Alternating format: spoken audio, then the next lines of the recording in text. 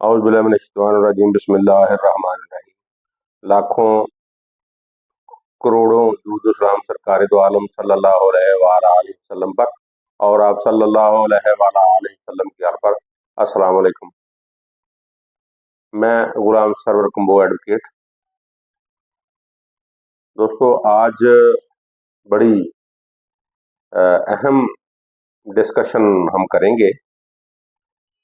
नादरा ने जो अवाम को हमें जो सहूलतें दे रखी हैं उसको डिस्कस करते हैं कि नादरा ने जो सहूलतें दी हैं, मिसाल के तौर पर किसी भी सिम को चेक करना, किसी भी खानदान का शजरा नस्ब चेक करना और इसी तरह सिम, ये जो टेलीफोन की सिम जो होती है ये किस शख्स के नाम कितनी है और इसी तरह सिम किसके नाम है ये चेक करना और फिर इसी तरह सिम की लोकेशन के वो कोई भी शख्स जो है वो किस जगह पर है, सिम के जरिए उसको ट्रेसा जा सकता है टेलीफोन के जरिए। और इसी तरह मोटरसाइकिल, गाड़ी जो है इसको चेक करना कि वो चोरी की तो नहीं है।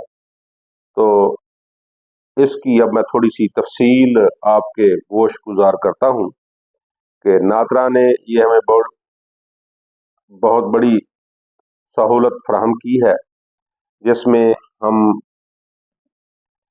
8009 पर अपना आईडी कार्ड नंबर सेंड करेंगे तो उसमें शजरा नस्ब जो है वो चेक हो जाएगा कि शजरा जो है ये किसका है, कि शजरे में ये वाज़े हो जाएगा कि कौन कौन से लोग इस खानदान में मौजूद हैं, जो शजरा नस्ब जिसको कहते हैं, आप सभी इसको बखूबी समझते हैं।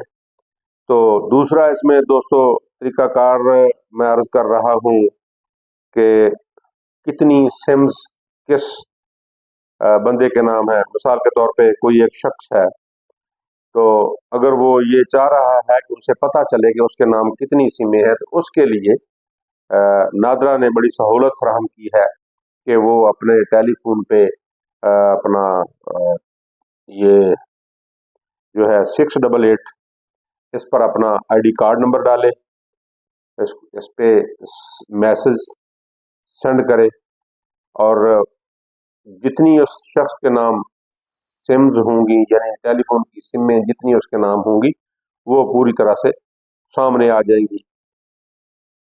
नादरा को ये सब इसलिए करना पड़ा कि इससे पहले एक बहुत बड़ा मामला पाकिस्तान में हो गया था कि धमाका हुआ, उसमें कुछ लोग मारे गए। फिर वो सिम के जरिए जब उस बंदे को ट्रेस किया गया तो वो कोई आम आदमी था, लेकिन धमाका करने वाले को और थे और सिम जो है वो एक आम आदमी का नाम थी। तो फिर उस वक्त गवर्नमेंट ऑफ पाकिस्तान ने इसमें ऐलान किया कि अब ज्यादा से ज्यादा कोई बंदा 5 सिमें अपने नाम रख सकता है। 5 से ज्यादा सिमें कोई शख्स अपने नाम नहीं रख सकता।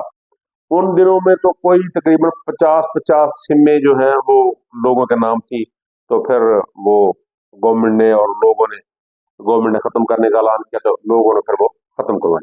इसी तरह दोस्तों ये सिमें जो हैं वो चेक होंगी 688 पे आईडी कार्ड नंबर डालने से।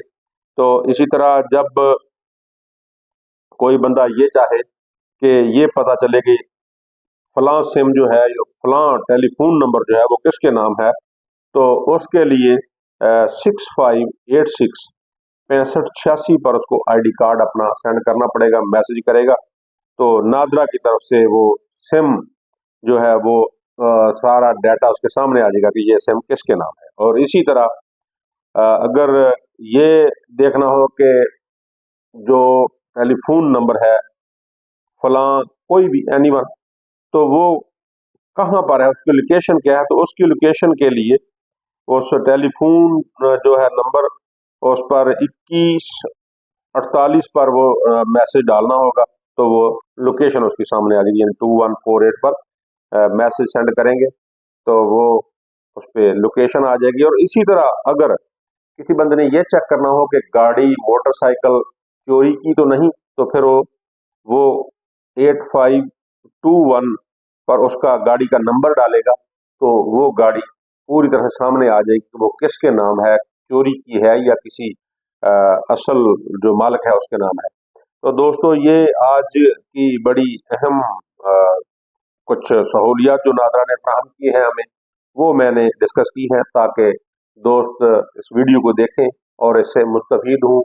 अगर आप मेरे यूट्यूब चैनल पर नए आए हैं तो मेरे यूट्यूब चैनल को सब्सक्राइब करें, वीडियो को लाइक और शेयर करें, और आप अपना बहुत ही ख्याल रखिएगा। मुझे दुआओं में याद रखिए।